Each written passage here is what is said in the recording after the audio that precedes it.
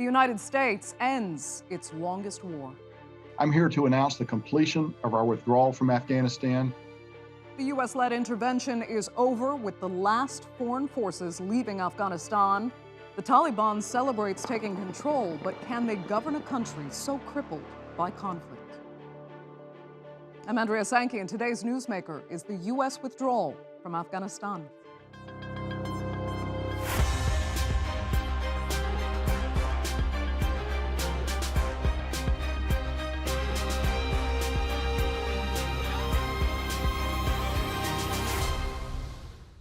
"20 years ago, in the wake of the September 11th attacks, then U.S. President George W. Bush declared a war on terror. And with the backing of NATO, the U.S. invaded Afghanistan.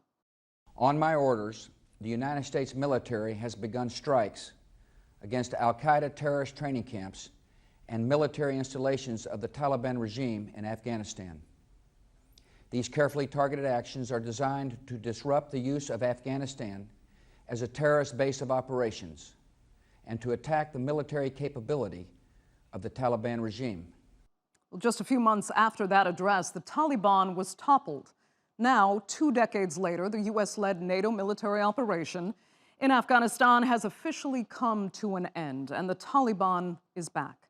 The group is celebrating their historic moment as a victory against foreign occupiers. Their leaders claim they will govern Afghanistan as a new, more moderate regime. Since taking control of Kabul, the Taliban has been trying to rebrand itself. Its leaders have vowed not to seek revenge and promised to respect women's rights, according to Islamic law. While they might be saying some of the right things, the question really is whether they have the capacity and the resources to govern the country. Well, for decades, the Afghan people feared the Taliban insurgency, and now they're also terrified of a resurgent Daesh. Last week, the Khorasan offshoot of the terror group, better known as ISIS-K, launched a devastating suicide attack at Kabul Airport, killing at least 190 people. Days later, a U.S. drone strike targeting Daesh killed a family of 10, including 6 children. The way in which U.S. President Joe Biden withdrew troops from the country has been heavily criticized, but some inside Afghanistan say it was time for foreign forces to leave. It's good that Americans withdrew from the country. They must let Afghans discuss what they will agree on and how they would form a government. The government must be inclusive, acceptable for Afghanistan. It must not be under the influence of any country, and no foreigner must impose anything onto it. My opinion is that Afghans must be independent and do anything according to their own will. When the Taliban first ruled the country in the 1990s, only 4 nations officially recognized its rule. But the new, more diplomatic Taliban wants things to be different this time. The Islamic Emirate of Afghanistan wants good relations with the Americans through diplomacy. But the Americans failed here. They failed. From the military perspective, they failed to achieve their goals. But the Islamic Emirate of Afghanistan wants to have good relations with the whole world on behalf of the nation. We want to have strong diplomatic relations with all, including the United States. We want to gradually re-establish good relations with the United States in the near future. So the Taliban's next mission is to prove they're worthy of those good relations by establishing a government that respects basic human rights. And of course, they have to build a government worthy of international recognition that can effectively run the country. Can it be done? Well, to discuss that and more, I'm joined now from Colorado Springs by John Spencer. He's the chair of Urban Warfare Studies at the Modern War Institute and a senior fellow at the Madison Policy Forum. Emran Feroz is in Stuttgart, Germany. He's a journalist and the founder of Drone Memorial, a virtual tribute for civilian victims of drone strikes. And from the UK, Yvonne Ridley is a journalist and author of In the Hands of the Taliban, which documents her capture by the Taliban in 2001. Thanks all so much for being with us. Let's just start by gauging, if we can, the level of confidence among our panelists here as to whether or not the Taliban can do this. You know, most would argue that they have none of the skills or the experience necessary to run a proper government, much less one that's globally engaged enough to merit recognition. Yvonne, do you agree? Or do you have confidence in a Taliban government today? I am quietly confident that they have the skill. The last president was a reality TV host. So, yes, I do have confidence. They've had 20 years to think about how they got it wrong the first time round. I think they're much more mature this time, and they have the wisdom and the support of a lot of other countries out there. It's interesting you say that. I mean, have they had time to think about it, though, while they were really spending the last 2 decades engaging more or less in warfare in order to gain back the power that they lost? Well, while they were busy securing hearts and minds on the ground in Afghanistan in recent years, they've also been reaching out to their neighbors, Iran, Pakistan, Russia, China. I understand Turkey has also been involved in talks, and of course, they've had their base for their peace, quite a cerebral area for them to understand all about governance. So I'm quite confident that, they haven't just been fighting on the ground. They've been doing quite a lot more because they have to make Afghanistan into an economically viable country once more, which is what they want to do. Okay. Emran, let me ask if you share that confidence. Well, to be honest, I'm a bit skeptical here. I think there is a difference between, participating in a guerrilla warfare for 20 years and governing a country. At the moment, I don't see any hints, for an inclusive government. There is a huge pressure on the Taliban that they have to build an inclusive government with not just people, amongst their ranks. There have to be other people from other political groups, ethnic groups, religious groups, all of that. But I don't see much of it at the moment. And I think that, if they don't do this very quickly, they will face problems. And of course, the Taliban, they did govern during the last 20 years in rural areas of Afghanistan. But there is a large gap between Afghanistan's rural areas and the urban centers like Kabul and other cities.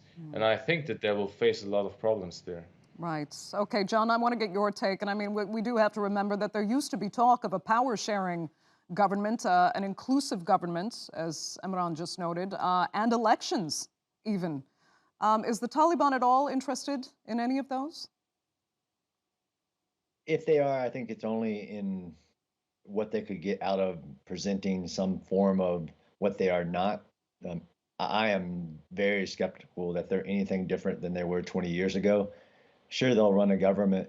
Will it be an internationally recognized and respected government? No. Will it be a government that adheres to any recognized humanitarian interest in their own interpretation of Sharia law? No. All signs I'm seeing, they're saying things, but the actions already on the ground are saying that this is no different than the Taliban from 20 years ago.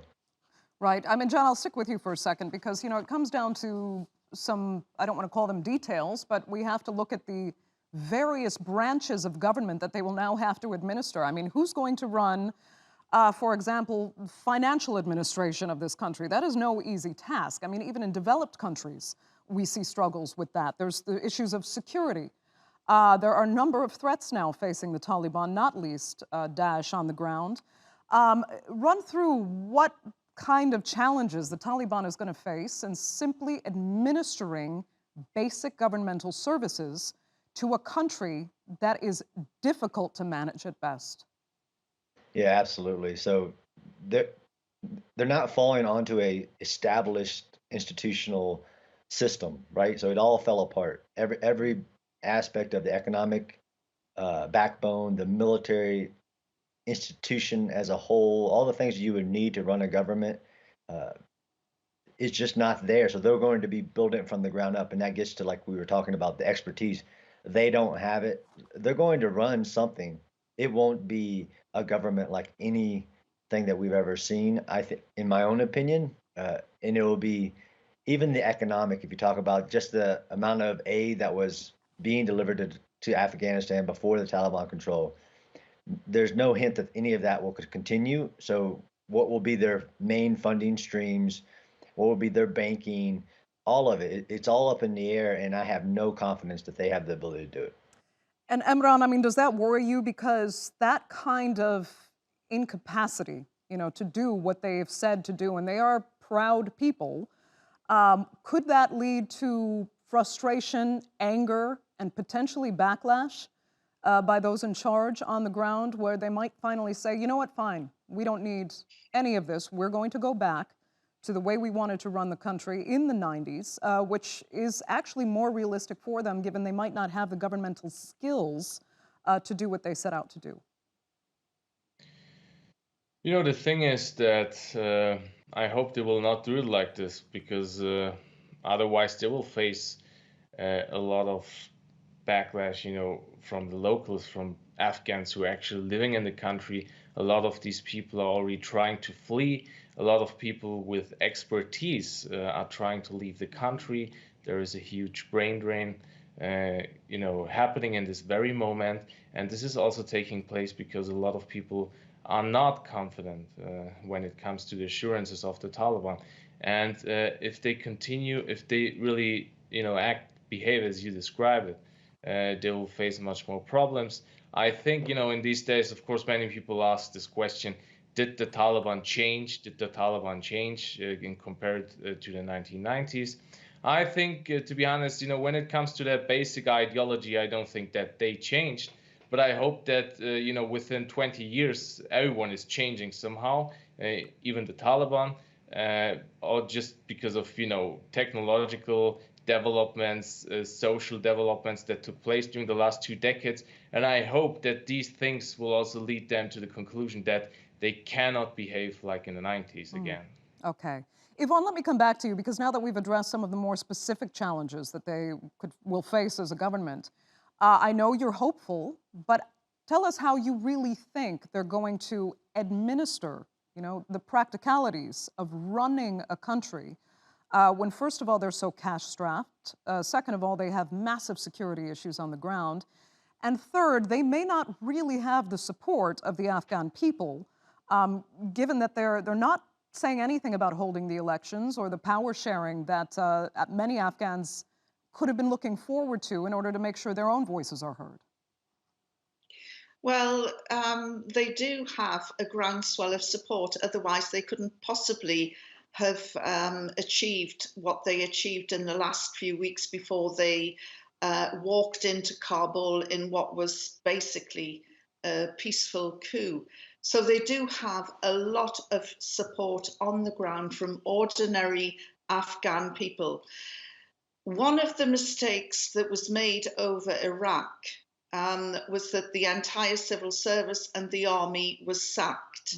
The Taliban, the first thing they said was, please, everybody go back to work. They haven't sacked the civil service. They've kept that structure in place. Unfortunately, as Imran said, there was a bit of a brain drain. But I have spoken to quite a few Afghans in little Kabul in California, and they're watching very closely. And I have a feeling that although a lot of Afghans have fled, there will be Afghans coming back who want to take part in this new vision of Afghanistan. The other thing to consider is they've inherited this 300,000 strong army. They've got their own air force now, courtesy of the Americans. So they're in a much stronger position. So that the structure of a country, of a government, is there. And as for taking over a lot of debt, well, that's thanks to the previous government, which turned out to be one of the most corrupt governments in the world, and with hundreds of millions of dollars just going missing. And, that is not of the Taliban's making. They've inherited this as well. But I think that they have the maturity and will get the support from certain elements of the international community. Okay. I mean, Yvonne, I do want to ask you a little bit about your personal story. I'm going to try to get to that in a minute as to why you did develop this kind of respect for the Taliban, even after they did take you captive. But for right now, I need to talk about the issues at play in the immediate term. Aid, for example, which, okay, we might not be able to see the Taliban negotiate immediately with the IMF, but aid, which is desperately needed in Afghanistan, especially with the surge of the internally displaced people we're seeing now, it's now set to be delivered, according to the United States, through independent agencies, as they called it, not through the Taliban. First of all, do you think that will work? Will the Taliban allow independent agencies to come through the country, function without government supervision or approval necessarily? And will the Taliban do that enough to prove that they actually will be working well with independent and foreign bodies? Yes, I think they will. I mean, this is what is happening on the ground in Gaza with Hamas. And the aid agencies are working quite well there. And there's no reason why. In fact, the Taliban have said to the NGOs to please remain within the country. And a lot of foreigners from the NGOs are still in delivering aid. So I don't think that that will change. Good to hear. Then, John, I need to ask you more specifically then about what Yvonne was citing and the fact that the Taliban is taking over 300,000 strong member military that will help them administer security in the country. They are fighting Daesh-K that's now very firmly on the ground there. First of all, do you think they will have the support of those troops? Are the hearts and mind of the Afghan military actually in working with the Taliban? So I think it's a matter of quality of fighters and leadership. So they have no shortage of fighters, clearly. And like Yvonne said, they have popular support. I think it's to say that they fell in on an army is not true. I mean, they fell in on a lot of fighters, unknown number of previous Afghan military joining into that coalition of an army, but it all goes to equipment as well. And to think that they've, just to cite the numbers of airplanes that I don't know if they could put one airplane in the sky at this moment, not only because of their assassinations of pilots, but just in the maintenance of these vehicles that were left over. I don't think they'll have any access to that. So really all they have is fighters, but then you have to work through the entire structure of an institution of a military. Do they have generals? Do they have small unit leaders? And like you said, the security situation as of today, it's not good, but it's only going to get worse as you do see resistance starting to form, not just the Daesh. I don't think you can say that they just fell in on a really strong military. That's not true. Okay. Let me move to Emran quickly, because there's another issue at play here in that some are saying the Taliban could actually splinter internally, particularly over disagreements on the interpretation of Sharia law and how it needs to be imposed. Many are saying that what we're hearing from the leadership now is not what we're seeing on the ground among the foot soldiers that are enforcing Taliban rule now. So, Emran, do you see that there is a divide between what's being said among the leadership? Not questioning whether the leadership is sincere, but just the divide between what the leadership is saying and what actually is the sentiment among the Taliban fighters on the ground across the country? Yes, I mean, in the past, I've reported from Taliban-controlled areas, and I met a lot of these fighters on the ground. And I also met the Taliban leaders in Qatar. And, before all this happened, I'm talking about 2019, 2020, 2018, this time. So back then, I felt that there is a large gap between the political leadership of the Taliban and the Taliban fighters on the ground. At the moment, I think it's not just the interpretation of law. that could make them problems. But, you know, as I said, the basic ideology of the Taliban, I think, hasn't changed. But if they now start up to, for example, try to be more flexible in terms of their ideology, or some of them, and if they try to work together with the warlords and other people they fought for 20 years, I think that a lot of fighters, they will probably say, hey, what's going on here? We were fighting against these people, and now you're with them for what? For an inclusive government, or for whatever this is. I didn't fight for this. So there could be some kind of split on the ground. I don't see it at the moment. I think that often in the past it was exaggerated when people said things like, you know, the Taliban are 20 different groups or something like that. I think this is not true. But at the moment, the basic ideology of the Taliban is kind of in danger, because you know, they have to be very flexible, and I don't think that they will be able to satisfy all sides. Right. Yvonne, I'll let you comment on that, and if you can specifically get into the fact that the leadership has actually admitted at points that they do need to train the rank and file on how they need to learn to treat women now. Do you think that will happen, and do you think the Taliban can stay unified over these issues? I agree with Imran in they will not dilute their ideology or their core beliefs. However, I do believe they are sincere. What the leadership is saying, you know, they're trying to get the message down to the foot soldiers to fall in line with what they are asking for and the amnesty that they have promised. But of course, you will always get rogue soldiers in an army. You know, going back to Iraq, we had US soldiers looting and stealing, and that was not what the high command wanted. So, you know, they have a discipline problem, the same as any other army.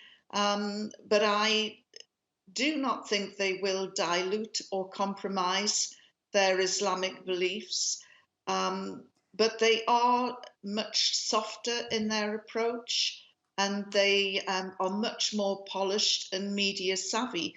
So I still am quietly confident. Okay.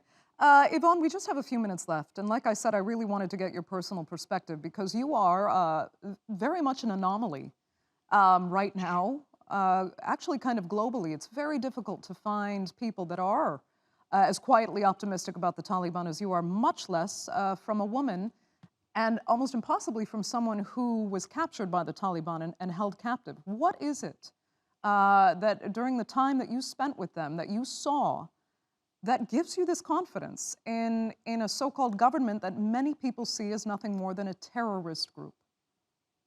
Well, I was terrified while I was held by them.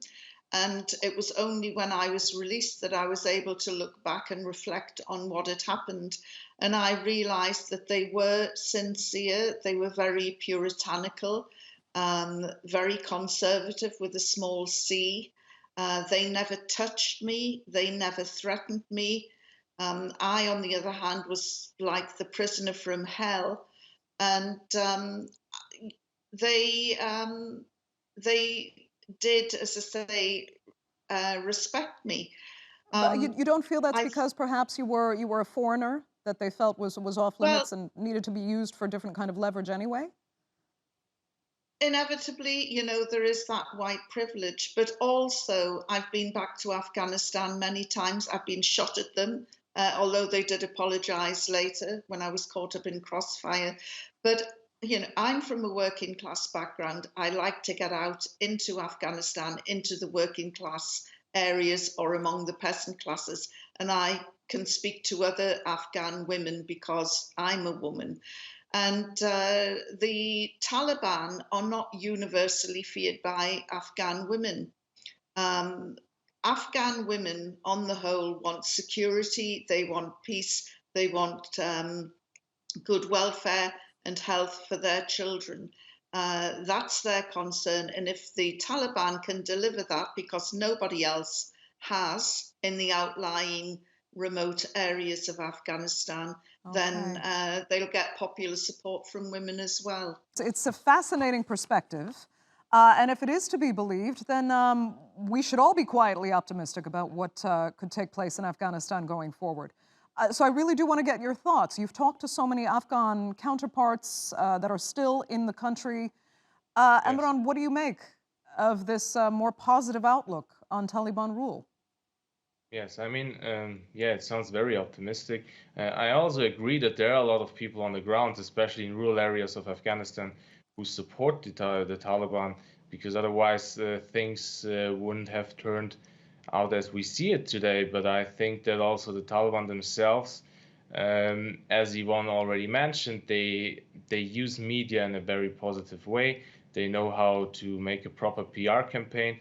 And for that reason, they also know how to satisfy Western audiences. I mean, there was always, not just on the Taliban side, also on the side of the corrupt Afghan government that collapsed.